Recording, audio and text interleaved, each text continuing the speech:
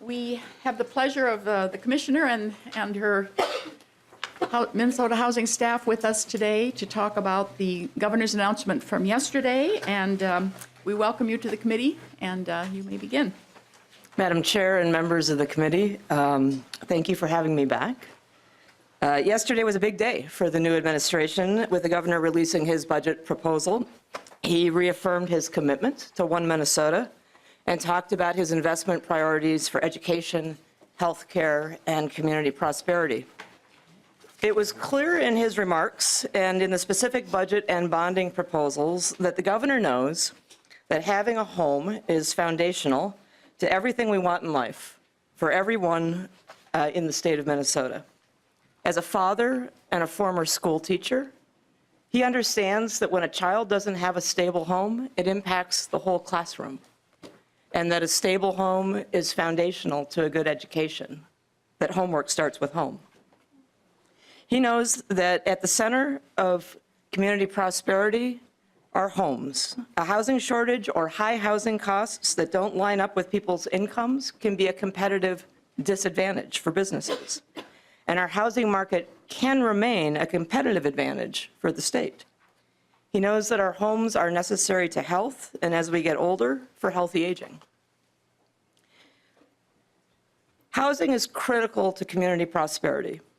Housing production in Minnesota has not kept pace with the growing housing needs of communities and families across the state. It is a statewide issue, as I've had an opportunity to visit with many of you and with your colleagues in the Senate. Regardless of what part of the state people are from, I am hearing that housing and housing affordability are key issues everywhere. At Minnesota Housing, over the last 3 years, nearly half of the competitive funding that we put out for housing has gone to Greater Minnesota. This is a statewide issue. The other thing that is really clear to me is that when we together focus on data-driven, evidence-based, cost-effective solutions, we see considerable progress. I've seen this at Minnesota Housing as I've gotten to know the agency in terms of the work that we do, providing first-time homebuyers who are households of color with mortgage and down payment assistance. We set the goal of closing the homeownership gap. Now, we're a long ways from it, and we're only a small part of the market, and the rest of the industry needs to set that goal too. But when we decided to do things differently, to target resources to close the homeownership gap for households of color, we saw results. When we decided to end veterans' homelessness, we have seen results. Over a 50% decrease in the number of veterans experiencing homelessness today. And yesterday, the governor said that he wants to be the 4th state in the country to effectively end veterans' homelessness. So this is work where when we set a goal and we really focus on results, we can make a difference. What I want to do today is go over the whole budget recommendation, especially focused on the line items where the governor is proposing new increases. From homelessness to homeownership, from preservation to production, from toddlers to elders, this budget has resources to address the housing needs of Minnesotans. Overall, it would invest $133 million in housing, which is a $28 million increase over the base. So let's go through the details. First, increasing home stability. For folks who know me, and those of you who have been up here for a while, we've had an opportunity to interact when I was the executive director at Hearth Connection. At Hearth Connection, I came to believe that it was possible to end homelessness because I saw us house people who had been homeless for 5, 10, 15, 20, even 30 years. When people are given the opportunity for a home with no strings attached, just the basic responsibilities of being a tenant, people who are homeless, even for the longest periods of time, can be stably housed. I took that knowledge out to Washington, D.C. as the Deputy Director of the U.S. Interagency Council on Homelessness, and we wrote the first ever federal strategy to prevent and end homelessness. And as a result, we actually saw a national movement that resulted and a decline in homelessness during a period after the Great Recession when everybody thought that it would spike. I went on to be a senior advisor at HUD, where I was able to work with the Center for Medicaid to find new ways to finance services for people with disabilities who are homeless, with education, to think about the role that schools play. Data-driven best practices yield results. So on the homelessness front, we start with a $6 million increase for Homework Starts with Home. On any given day, 8,700 students are experiencing housing instability in our schools. This impacts 1,200 schools in 300 school districts in 76 of Minnesota's 87 counties. This is a statewide problem, and school mobility is caused by housing instability. It's one of the greatest challenges that our schools face. If we want to be the #1 education state, not only do we need to invest in education, but we need to invest in housing so that children can stay in the same home, go to the same school through the whole school year. The Homework Starts with Home is a program that the legislature has been supporting since 2013, first as a pilot project and then as one-time investments. We believe that this is a program that should be expanded so that we can make a dent on family homelessness and help students succeed in schools. So first, we know what works. Providing housing stability resources stabilize families and improves a child's education. Second, we've seen that public and private leaders are committing to addressing educational achievement and equity. And third, these investments are leveraging other resources. We have both the University of Minnesota raising research funding to look at the impact of Homework Starts with Home. We also have philanthropy investing in right alongside with us to make sure that the resources are flexible and tailored to community needs. Second, I want to turn to the Family Homeless Prevention and Assistance Program. We're proposing, right. I want to start by showing actually a really great video. Do we have a screen up for that? If we don't, I'll talk.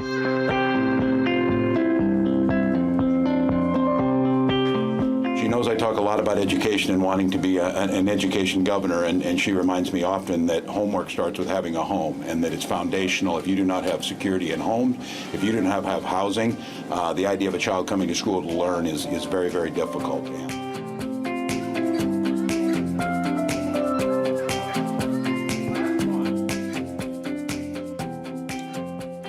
Some people feel like, that would never happen to me. Oh, we were smarter than that. I had great education, so do I.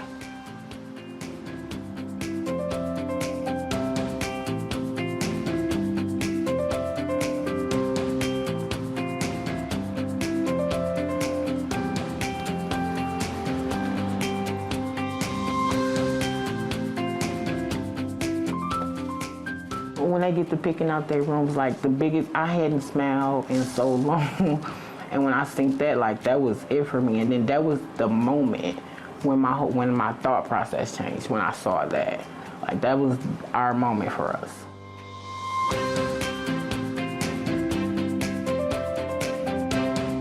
After the 2 years, that was hard 2 years, but after the 2 years, they both have just, like, shined in their own way.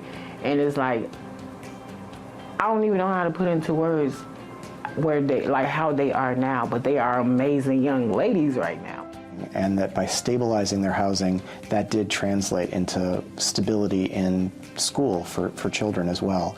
And the kids who very often would have been chronically absent when they came into the program ended up actually stabilizing their attendance in school as well, which is the vital precursor for them to achieve all of their other academic needs.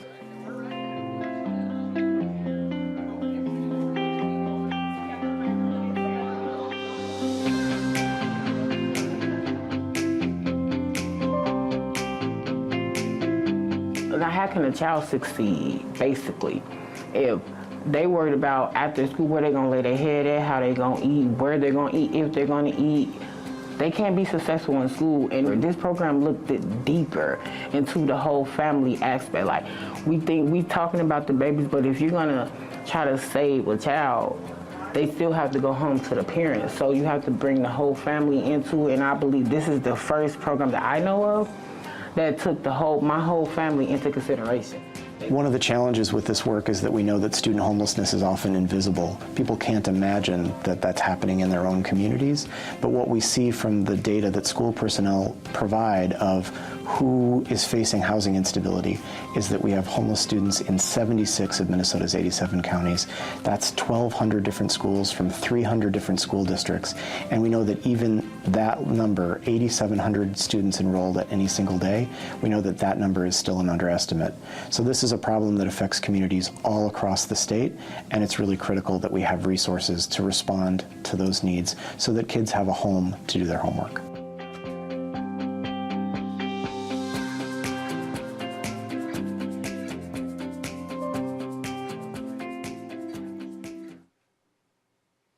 You know, the day that it was 30 degrees below zero, the governor was supposed to fly up to Bois Forte for a meeting with the tribes, and they heard that the plane couldn't take off because it couldn't land because it was so cold.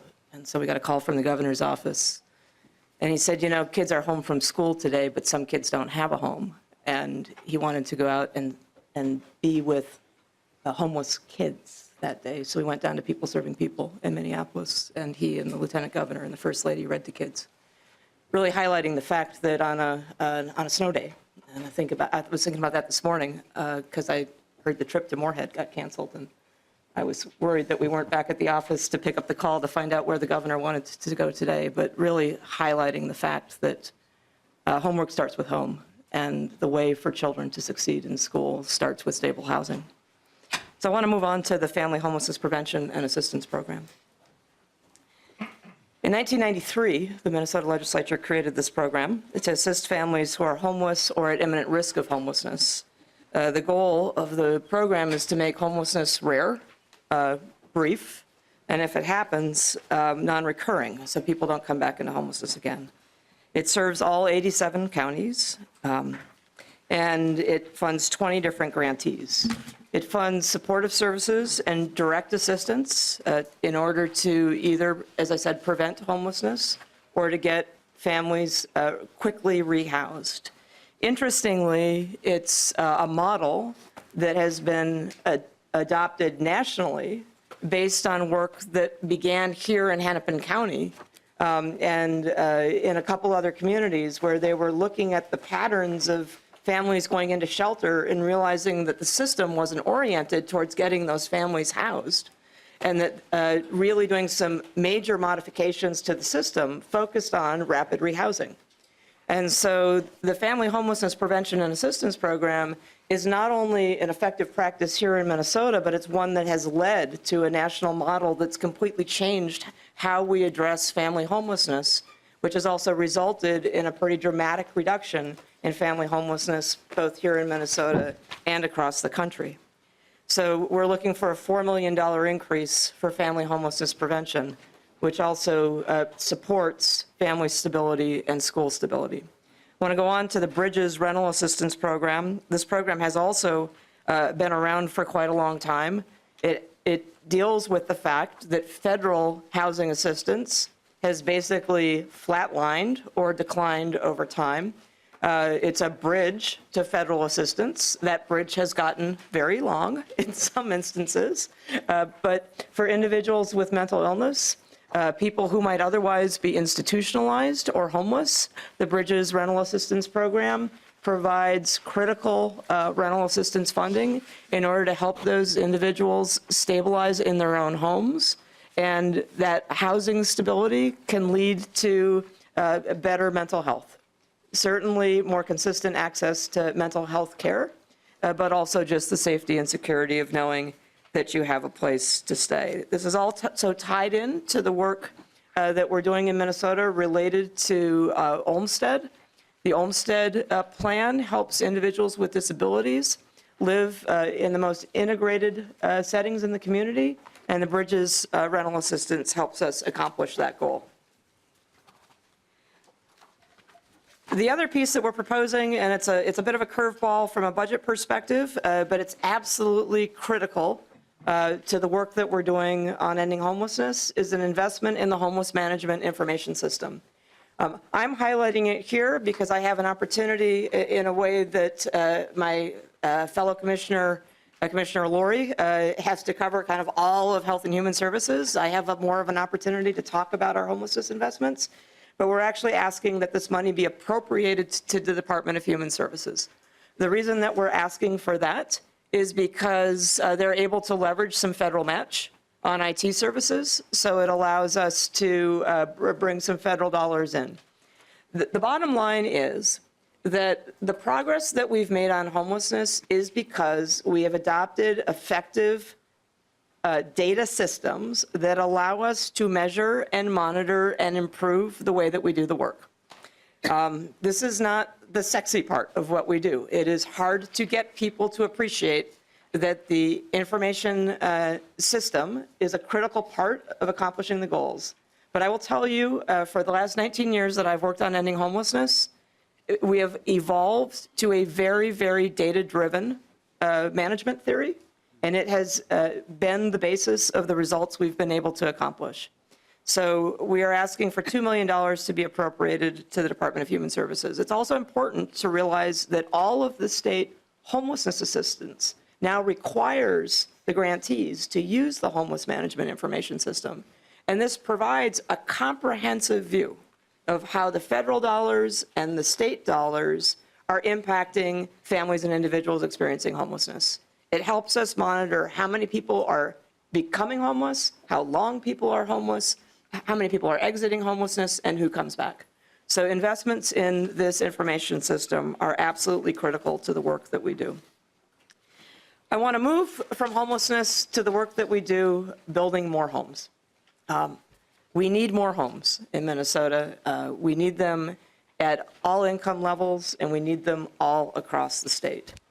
So the largest program that we have in partnership with you at the legislature is the Economic Development and Housing Challenge, or the Challenge program. As I mentioned before, the affordability of a home has been a competitive advantage for Minnesota. My guess is that some of you rent a second place to stay here in St. Paul during the legislative session. And if it was anything like my experience going to Washington, D.C., there's a little bit of sticker shock when you realize what it costs to rent a place.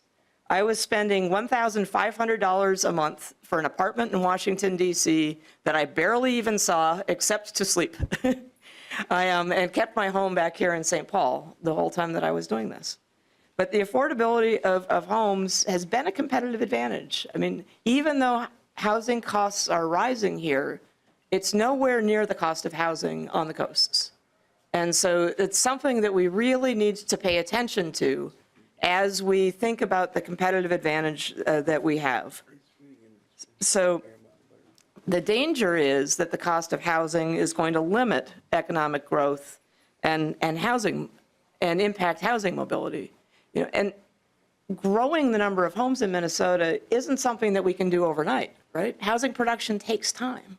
So it's something that we have to have a long view on, that we need to get started now, and we need to keep that engine of economic growth going forward. So the governor proposes a $10 million increase this biennium to the Challenge program, and continuing in the tails with a $2 million increase to the base going forward. The Challenge program allows Minnesota Housing to provide no-interest deferred loans to for-profit and nonprofit developers and local units of government to develop housing. It is a flexible program, which allows it to respond to local needs. What I hear from people in Worthington is different from what I hear from people in St. Cloud, is different from what I hear from people in La Crescent, is different from what I hear from people in St. Paul. So the Challenge program allows local communities to define their housing priorities, and whether it's single-family homes or affordable rental housing, whether it's preservation or production, The challenge program steps in to fill the financing gap to allow more and better housing to exist in communities. At least 50% of the challenge program must be used for housing projects that include a financial contribution from non-state resources. Every housing dollar that we invest leverages an extraordinary amount of money from other sources, whether local, federal, or private. The challenge program also serves a high percentage of households of color, helping us close the housing gap. In 2017, almost 69% of the families in rental units funded by the challenge program were households of color, and 45% on the homeownership side were households of color, largely due to the community-based providers that we partner with in the program.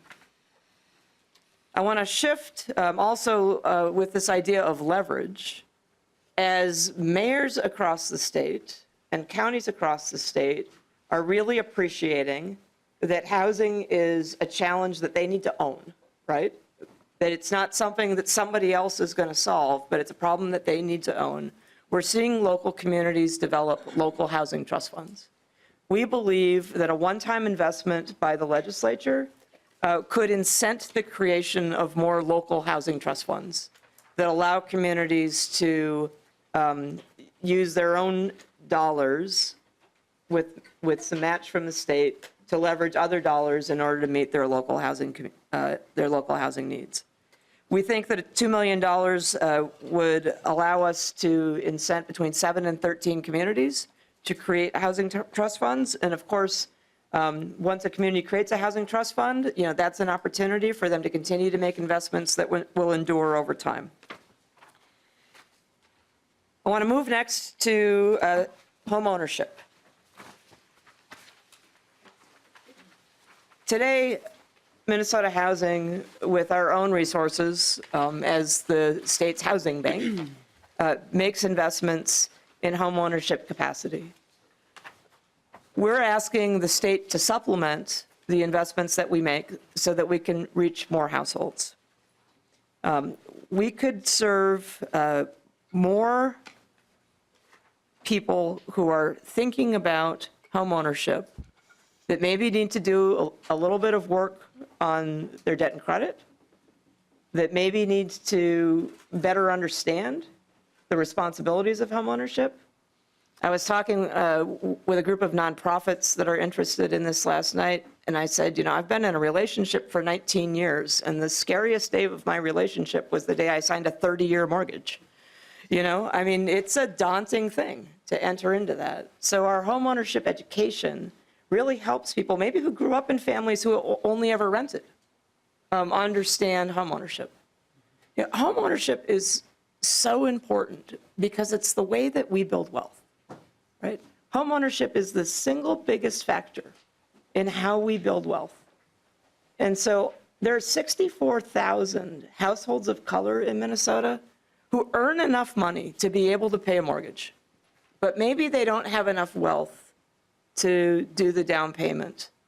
So helping folks understand how they can break into home ownership so that they can have an opportunity to build wealth for generations to come is a critical part of the work that we do. So we're asking for the legislature to partner with us on this. Finally, I want to talk about the preservation side of it, preserving the homes that we have. I have an 82-year-old father who's in the hospital right now. And I have never thought about safety in the home as much as I've been thinking about it for the last 6 weeks. We live in homes that were designed for when we were young. And all the demographic data says that we're going to live much longer than previous generations. But it also tells us that that we're going to die poorer because we've lived longer, and we're all probably going to face some mobility challenges as we go. It sounds like a downer, but it's just a fact, and I think it's a fact that we just need to confront, and the more that we can do it up front, instead of dealing with it after the fall, the better off that we're going to do. The Rehabilitation Loan Program allows us to make loans that help homeowners age in place. There are 51,500 senior households who are income eligible for these loans, but we're only serving about 260 households a year.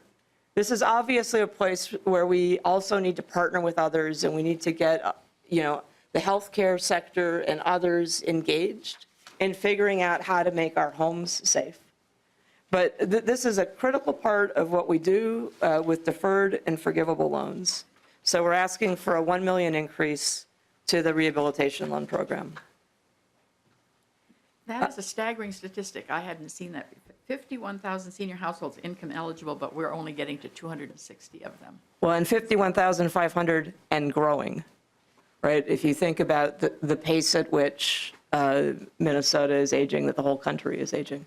When I was out in DC, some of the funnest work that I got to do was with AARP. It turns out that the president of AARP, her first job was at HUD. She understands housing policy. So even though AARP's priorities are retirement security, Medicare, and Medicaid, she completely understood that retirement security is about your home, right? And the value of your home and the safety of your home, and that Medicare and Medicaid spending are completely contingent on people having safe and stable housing. So we were able to do a ton of work in order to highlight, it was actually HUD's 50th birthday when we were there, so we got a big AARP card. We got welcomed into the club. But I mean, this is the future of America, aging and our ability to age in place, right? The baby boom wants to stay at home. The vast majority of people want to remain in their own home. And yet when you take a look at the configuration of those homes, there's stair access, the bathrooms on the second floor, the bedrooms on the second floor. I mean, this is something that we really have to take a hard look at. The other piece that we've included is an item that has no fiscal impact for the state budget. It has a huge impact for people who live in manufactured home communities, and this is the Relocation Trust Fund. What we do today is that we collect money from manufactured home communities to go into a relocation trust fund so that if a community closes, we're able to assist the residents with relocation. Because we have seen a number of these communities close of late, and a lot of it has gotten a fair amount of publicity when it's happened because of how it's happened, we believe that it's important to simply raise the fund's balance from $1 million to $3 million.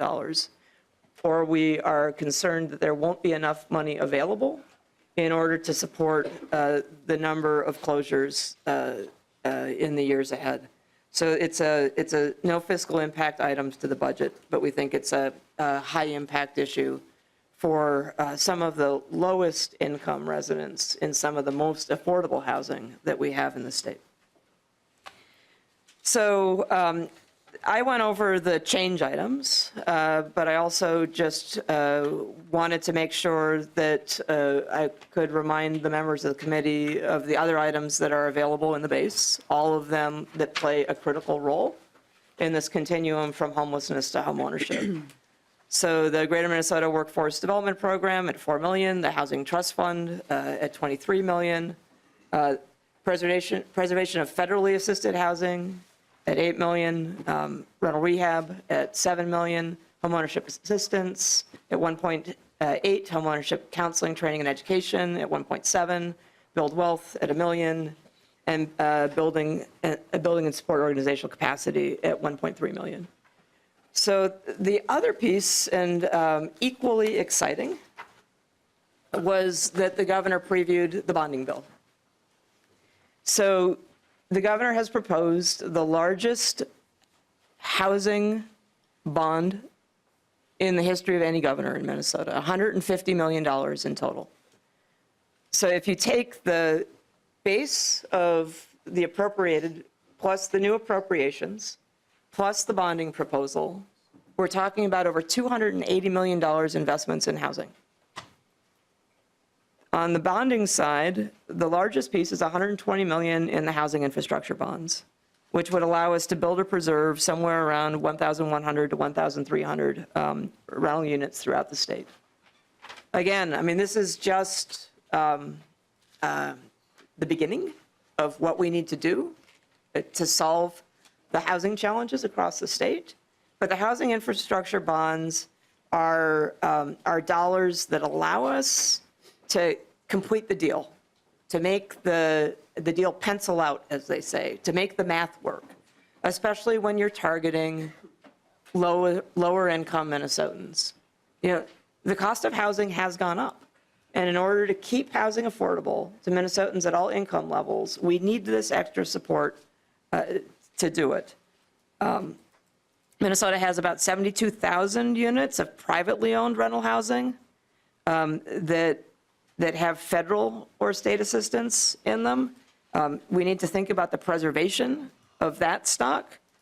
And there are about 31,000 of these units that are subsidized through the federal Section 8 program. I'll tell you, we spent an awful lot of time looking at that portfolio during the shutdown. You know, what does it mean to a property owner who is trying to keep housing affordable when the federal government stops paying the rent? I really feel like we averted a challenge by not going into a second shutdown, because these are some of the most affordable units that we have in communities all across the state. So $120 million for housing infrastructure bonds, and then $30 million for general obligation bonds for publicly owned housing preservation. One of the consulting projects that I had last year was with the Minneapolis Public Housing Authority, and taking a look at the high-rises. You know, many of them are as old as I am. They were built in the 60s and the 70s. And there's so much that could be done, not only around energy efficiency, but to really improve the quality of life for residents that live there. You know, the income of people that live in publicly assisted housing is less than $15,000 a year. Less than $15,000 a year. And so this publicly owned housing is absolutely critical, and critical to the healthy aging of the state. And how did you determine that of that 150 million, that 30 million would go for that purpose, as opposed to a higher number? Ryan, I'm going to let Given you, what you've just told me. I'm going to let you take that question, Ryan. Madam Chair, Ryan Baumtrag, Assistant Commissioner for Policy at Minnesota Housing. So the $150 million in the balance between how much is in housing infrastructure bonds and GO bonds was a little bit of a conversation with the governor's office about what tools do we think could we most readily get out into the communities, and at what time and at what scale. So wanting to make sure that the requests that we got and the authorization, that we could timely get those out. And so it is a balance between the two. It's also a conversation that we're having about how best to preserve public housing using what resources. So typically that's been with general obligation bonds and the public housing, the POP program, but it might be if we get additional resources with HIB that some of those could also be used for publicly owned housing. So we want to look at what's the right way to finance the improvements at what scale. And the reason I raised that, in visiting with a city's representative yesterday, they know the urgency is so great, because in our testimony a few weeks ago, we were told all over the state the waiting list for this is 5 to 10 years. In most cases, that means they're not taking names anymore. And they're only, and so the cities are beginning to say, could they use their authority to do more local effort? And of course, that's property taxes, which we, of course, try to avoid as much as possible. So that was my reason for raising that amount. You know, I mean, the fact that the federal government has disinvested in the public housing that they created in the first place is a huge local challenge. And it really is a community asset because it houses the lowest income seniors and individuals with disabilities. And so figuring out how to preserve that federally produced housing is absolutely critical to what we do going forward. And the one other thing I would just observe about this particular portion, Ms. Dyson, who isn't here today, pointed out to us that housing infrastructure bonds do not need to be in the bonding bill because it's an appropriation bond and so doesn't require a supermajority. So it could, in fact, be in committee bill, which gives us a little more assurance that that would actually happen. And so I hope that's a discussion we have at some point with. Madam Chair, at your wise counsel, we are speaking with the governor's office about that as well. So that is really the overview. I guess what I would like to close by saying before I take the questions is that when I was thinking about whether or not to put my name in to become the commissioner of Minnesota Housing, I had an opportunity to sit within the governor-elect and the lieutenant governor-elect. And I was just so impressed with their commitment to the idea that housing is foundational for everything that we do. And in the budget discussions, I knew that education was number one priority, that healthcare was right up there, and community prosperity was number 3. He had talked about it on the campaign trail. But what I deeply understood when I decided to put my name in is that the governor knew that you can't reach our education goals, you can't reach our healthcare goals, and communities can't prosper if we don't take a long view and solve the housing challenges that we're experiencing all across the state. So when the governor came out with the proposal yesterday to invest over $280 million in housing, the largest proposal by a governor ever on housing, I have to say, I'm lucky to be the housing commissioner. So I'd be happy to take any of your questions. Representative Salk has a question. Representative Salk? Thank you, Ms. Chair. I'm sorry, I was dreaming about my question. I've got 2 points that I'd like to have you illuminate. One is pretty direct, has to do with the mobile home or the mobile home park trust fund. I had come to understand in the last couple of years that one of the bigger problems in the trust fund being sustained and or growing was the system by which accounting is made and or funds are identified to be received. And I don't think it serves anybody's purpose to say, well, that was during this administration or that was that person's lack of performing their duty. That doesn't matter to me, to be honest. I'm more concerned that we have actually opened the book and said we have to look at the system of how we're intending to create that flow of money so that then we at least have a trust fund. So, Yeah, thank you, Representative Salk. Madam Chair, Representative, we have already begun the conversation with Minnesota Management and Budget about the best way to do collection for the Housing Trust Fund. Part of the challenge is that it's a little bit of an oddball for all of us in terms of how it works. We're interested also in bringing the Department of Health into that conversation because they have some registration in terms of knowing. Part of it is knowing everybody, part of it is who communicates with everybody, and then who has a collection mechanism. But we are working on the question across the agencies about the best way to make sure that collection happens efficiently. Follow-up? yeah, thank you very much. That's exactly the line that had revealed itself to me. Yep.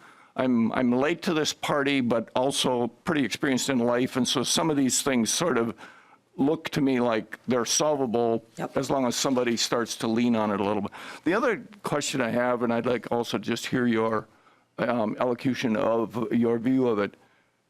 We have had lots of discussions with home builders and putting in front of them, and developers, I guess, that group, and putting in front of them, how are we going to solve affordable home issues? And then we all have a different scale that we're talking about when we say the word affordable. And frankly, builders want to solve building problems because that's their business. They make money. But I think that sometimes the dialogues about creating stock for housing our people, we ignore the issue that if we're going to be bringing product into the market, new places, new things, there has to be an opportunity for profit. It's like somehow we can make these numbers some arbitrary number that we have said. We want houses to become available at $70,000. Well, you know, it ain't possible. No matter how much magic you hold, you're not going to get there. So at our level, how are we dividing up the dialogue so that somebody talking about we don't have enough homes in Minnesota isn't misunderstood to think that they are talking about affordable homes or that they are talking only about a certain price range? Because frankly, if you've got builders and developers and you're thinking of them as the solution, you are by definition talking about well beyond 200, probably depending on your market, that region that you're talking about, well beyond 200 or well beyond 300,000 per unit. So sometimes I think that our dialogues are a little disingenuous in that we sort of conflate the whole thing as if all prices are to be talked about. I'm sorry I go on, but. Commissioner, any response to that? Madam Chair, Representative Salk, you know, the cost of housing is a very complex formula. But the simplest way to think about it is that what people earn and what they can afford to pay on housing don't line up. And the cost of housing has continued to rise and incomes have stayed pretty flat. And, you know, that is the fundamental issue. So how do we contain the cost of housing? You know, it's everything from looking at fees and permitting to really looking at technology and innovation. We build homes the same way that we built homes, you know, 20, 30, 40, 50 years ago. You know, we have a shortage of carpenters. People who build homes should make enough money to buy homes. You know, all of these things are factors in this.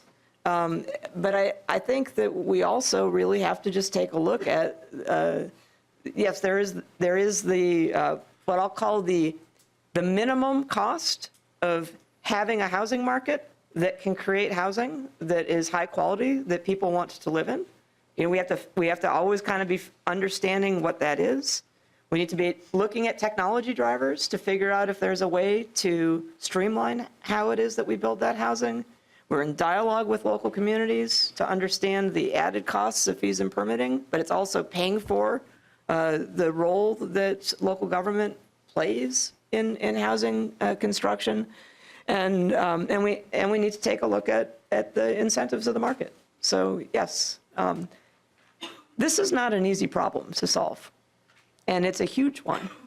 I guess what inspires me right now is it's one that's finally gotten the attention that it deserves, and it's not just by the governor and state government, it's by mayors and counties and businesses. I mean, I'm hearing from legislators and business leaders all over the state that housing is creating an employee recruitment issue. You know, we have communities, you know, Paynesville, places where we have thriving, you know, business communities, but we don't have housing that's affordable to the people that live there. Yeah, I mean, I could, you know, Thief River Falls, Worthington. You know, I could name 100 communities that have already been, you know, called to attention for me, where the jobs are there, but the workers aren't. We're either busing them over from South Dakota, or we have people living in less than ideal situations because they have a job in a community, but there's not housing there, either that they can afford or there just isn't housing there. So, I mean, this is a statewide problem, and it's a hard one. Representative Herr has a question. Thank you, Madam Chair. Commissioner, I really appreciate the presentation and how thorough and broad it was and all the different things that you do within the department. I had a quick question on innovation, and I know you spoke just a little bit to that. But before I ask the question, though, I did just want to reiterate what you said that really resonated with me about the house being the main asset to build wealth, right? My family came to this country in the 70s, and we bought a house within the first year that we came to this country. And because of the building of that wealth in that home and our ability to build credit and our ability to understand what that meant, then I've never, my family's never rented a home in my entire life. And my first place I lived in, I actually owned. And so it's really critical that people have access to housing, because that's the only way that you break the intergenerational issues with poverty, and the fact that we as a country have excluded people of color from owning homes, the way we redlined, the way we allowed certain people to have access to loans. And so I think that us fixing the problem now it makes the problem bigger, because we spent a huge part of our history excluding people from building wealth in this way. So I really appreciate that you touched upon all those things within your presentation. And that leads me to my question of that is this the place for us to think about what it means to have some funding set aside for innovation, right? Because we do talk about how infrastructure, the IT, the technology, those things, and the data and the information is really important. But if we don't dedicate funds to really allow us to have that space to look at new and innovative ways to do something, we're going to continue to operate within a structure that has existed for generations, right? And so I'm just curious if you have any thoughts around that, and if maybe this isn't the place for it, how can we invest in innovation in this particular area? Commissioner. Madam Chair, Representative Herr, first, let me just say to homeownership that homeownership adds $10,000 of wealth to a family a year. And one of the conundrums, going back to what Representative Salk was talking about, one of the conundrums is, as a homeowner, I love it when the value of my home goes up, right? When the value of my home goes up, that is helping me accumulate wealth. It means that the house next door to me suddenly got more expensive for somebody who wants to buy it, right? And so there is this kind of conundrum, right? Those of us who are in homeownership, we benefit from the price going up, but as the price goes up, it makes it less affordable to people who want to move next door. And so, we need to think about these issues. There's a lot of things that drive the cost of housing. We live in bigger homes than we used to live in. My little brother lives in the house in Brooklyn Center that my mom grew up in. That house used to hold 5 people. Now it holds 2. We live in larger homes than we used to live in, and so that's a part of it as well. With technology, first of all, I just want to say this is not an area that I have deep experience in, but I have a lot of curiosity, and it's an area where philanthropy and businesses are really interested in helping us advance technology. So the Itasca project, bringing together corporate leaders, is taking on technology in housing production as a priority area for them, and I'll be working with them on that. McKnight and other philanthropic leaders are looking at technology and the technology of how we build homes and really taking that on. So I think that we have good partnerships with the private sector in terms of helping us make these advancements. I'm looking forward to learning more about some of the creative panel construction and other things that are happening that would allow us to bring down the cost, not only because of the build, but because of shortening the timeline, right? Time is money when you're dealing with development. And so if technology can allow us to shrink how long it takes to build, we're also bringing down the cost of housing. So thank you for your question. Representative Hornstein. Thank you, Madam Chair, and I want to echo Representative Hurd's comments about your vision and how critically important this budget is, and how I think it is bold. It's something we've never seen before, so I really appreciate that. My question is relating to the local housing trust fund match. We know these trust funds work. I was involved in helping to create the one in Hennepin County as an advocate, and that was way back in the late 90s. Minneapolis has one. So I'm wondering, you mentioned 7 to 13 communities, and how are you going to select these communities? Is there like an RFP process, and how would these communities be able to access this matching money? Commissioner. Madam Chair, Ryan, can I pass this over? Madam Chair, Representative Hornstein. So this is would be a new program, so we would have a competitive RFP for it. There was legislation passed by this body a couple years ago that authorized more trust funds to be in a little bit more clear direction on uses and intent, but it wasn't funded at the time to provide incentives. So this would be a new program. The 7 to 13 communities is a mix of how much we would incentivize or how much from the locals we would expect in order to get the match. So there's some details that we would need to figure out that we could be in conversation with about how to get new communities. I think that's the overall intent, is to get new communities to create one. Thank you, Madam Chair. And it is an indication, though, I mean, we're starting, but boy, we still have a long ways to go. I mean, when you hear a small number like that and you realize the needs across the state. Representative Howard. Thank you, Madam Chair, and thank you, Commissioner. First, just want to thank you for the presentation and thank the governor for just the overall direction of this housing budget. As you said, I think there is attention that's being put on this issue like never before, and that's a good thing. In particular, really appreciate the focus on the intersection between housing and education. I mean, I really think that that importance can't be overstated. Education is the largest area of our state budget, but if our kids don't have stability in the home, they're really not in the best position to succeed. And so innovation in that realm and focus is so important. First question, it is great to see this large investment. I'm wondering if you had any thoughts on, and you mentioned that this is just the beginning. The governor's task force last year, laid out some pretty significant challenges and goals. Do you have thoughts on how this budget is helping to kind of meet what was laid out in the task force? Commissioner. Madam Chair, Representative Howard, I mean, one of the things that we did in laying out the themes is that we've kind of bucketed them in line with what the task force recommendations were. I was involved, I had an opportunity to testify in front of one of the committees of the task force and followed that work. One of the things that has been made the job of becoming the new commissioner easier is that strategically, what Commissioner Tingerthal was doing for 8 years with Minnesota Housing and what I want to do with Minnesota Housing are directionally aligned. I would love to turbocharge what it is that we're doing because it's a big problem and it requires a big solution. And so these investments are completely in line with the recommendations of the task force. One of the conversations that we are having internally, and I think it's day 45, so, still getting up to speed a little bit. But one of the conversations that we're having internally is what parts of these recommendations does Minnesota Housing own? And I think that because of the timing of the task force work and knowing that there was going to be a transition, there was maybe a little bit of hesitation for Minnesota Housing to raise their hand and own specific parts of this. I think that we lead by owning, and that by owning parts of this, we also have a stronger ask of the private sector in terms of what it is that we need them to do. So I look forward to having a conversation with you once I get my head around that completely.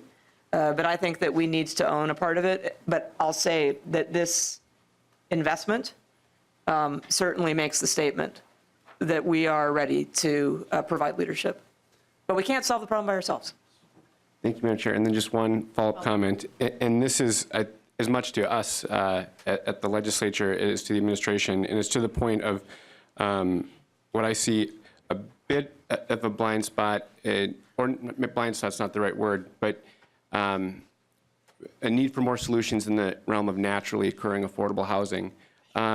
We just looking at some of the figures of what we might be able to build in terms of new units or preserve of federally subsidized public housing in this budget. I just want to point to attention to a Met Council report just in the last couple of weeks that we're losing over 1,300 units of non-subsidized affordable housing annually. And so when you just sort of look at this battle of amount of housing and what's affordable in our state, our naturally occurring affordable housing, just in Richfield, we had 750 units gone like that. And speaking to the intersection of homes and kids, that displaced 150 students. And so I just raised the issue. I think it's again, a newer area of attention spot, but one that I think we need to be really concerned about and bring new policy solutions to bear. And I'd just be curious, thoughts from the Commissioner on that. We have two more questions, Representative Tyson Fisher, and then we've got two bills to get to, so. I'll be really quick. Okay. Madam Chair, Representative Howard, yes. Most of our preservation work has focused historically on publicly owned and federally assisted housing. And I think we need to figure out how to do preservation in places where that's not the case. So we're putting a lot of energy and focus on that right now. Look forward to talking with you more about that. Representative Tice. Thank you, Madam Chair and Commissioner Hull. I just want to thank you again for visiting St. Cloud and checking in with the homeless problem in St. Cloud with the school district. And also, thank you so much for visiting McKinley ALC. They absolutely have my heart. And I think I shared with you that when I win the lottery, my first purchase will be a home for the students there. It just means that much to me. So I really appreciate your work in that avenue. On the housing side, home builders are really glad that, yes, this is finally getting the attention that it is a collaboration of all of us working together to make homes affordable. When we did have the recession, my company, we focused on remodeling, but I think up to 13 homes. We kept 5 of them, but we would just get them ready to be put back on the market again, making them more efficient and such. So, you know, not knowingly, we hopefully did our part to keep affordable housing in our community because the homes were all under $100,000. So I think that did happen to an avail. One of the things you'll hear economists say too, that when housing turns around and starts being strong again, our economy will be stronger again. And I think a lot of us feel like it's not there yet, and we're hearing it's not there yet. So I appreciate the focus on housing. I appreciate the comments about we need to work together and get this solved. So just thank you very much for the work that you're doing. Representative Fisher. Thank you, Madam Chair. Commissioner Hull, thank you for the work that you folks are doing. I'm very excited about the focus on realizing it's a holistic approach we need to take on homelessness if we're going to address the education issue. The question I have is, I'm excited to see the investments that are being made here to address the housing problems we have in the state. What I'm wondering is, I know that in the homeless arena that the communities of color, Native communities are represented much higher, 6 to 8 times more than people who are Caucasian. As these dollars are going out, how do you rectify, particularly in the homeless area, are you making sure that they're lining up in the same statistical way to make sure that they're addressing the disparities that are out there so that the disparities aren't getting worse, but that we're increasing and meeting those needs going forward? Commissioner. Madam Chair, Representative Fisher, last Thursday, I had the Lieutenant Governor, Mayor Frey, the City of St. Paul, all 7 metro counties electeds and appointeds at Minnesota Housing, talking about unsheltered homelessness specifically. If you are Native American in the metro area, there's a 27 times disparity in representation in unsheltered homelessness. One of the things that I want to do at Minnesota Housing and with the Minnesota Interagency Council on Homelessness is to ask all of the state agencies to take a look at the way that we are distributing the funding that we have through a race equity lens. Homelessness has a enormous disparity issue, an enormous equity issue, and we really need to take a look at how we're funding and how we're providing services and our impact in addressing that. So it's something that I am very motivated to focus on in the coming years. Thank you for your question. Representative Jurgens gets the last word. Thank you, Madam Chair. And Commissioner, I just want to go back to the rehabilitation loan program that Chair Hausman asked about, and 260 households per year being served when there's 51,500 and growing households that are eligible for that. How did you assess that program overall and whether or not it should even be continued? And maybe is it possible there's just a lack of interest in that program, and maybe the program should have been done away with and the money used elsewhere in one of these other programs? Commissioner. Madam Chair, Representative, I appreciate the program. One of the things that is the most humbling to me as I get to know the agency is the enormity of the need and the way that we contribute to meeting the need, that there is a big gap. The size of the program doesn't have anything to do with the size of the need or the desire of communities to solve the program. The size of the program has everything to do with just the scarcity of resources and how we choose to make investments. There are multiple strategies for figuring out how to meet this critical need.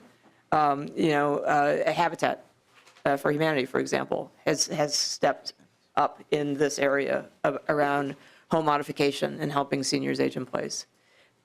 We don't solve these problems unless everybody does their part. And the state plays a critical role. We play a leadership role, but everybody needs to do their part. And that's why we think investments in this program are absolutely critical. And so the point is that there would be some more of those 51,000 who would desire the help, but your resources only allow you to accommodate 260, as I recall. Madam Chair, that's correct. So members, you have a little bit of information in your packets. The copy machines just couldn't generate them fast enough, so this afternoon, you'll get the full copies of the budget report delivered, I guess, to your offices. Is that it? So that's still coming for you. Thank you very much for being with us this morning. Pardon? Representative Johnson, you had... I just, quick question, Madam Chair. I was wondering if the members could get an electronic copy of this. As we're all getting older, we have less trouble seeing, and this type I can't even read, and the type is so small on the screens, it's also difficult to read. That would be possible, I'm guessing? Yeah, An electronic copy of that. Thank you. Thank you, Madam Chair, and members of the very much. committee. I hope you all get home safely tonight. Thanks.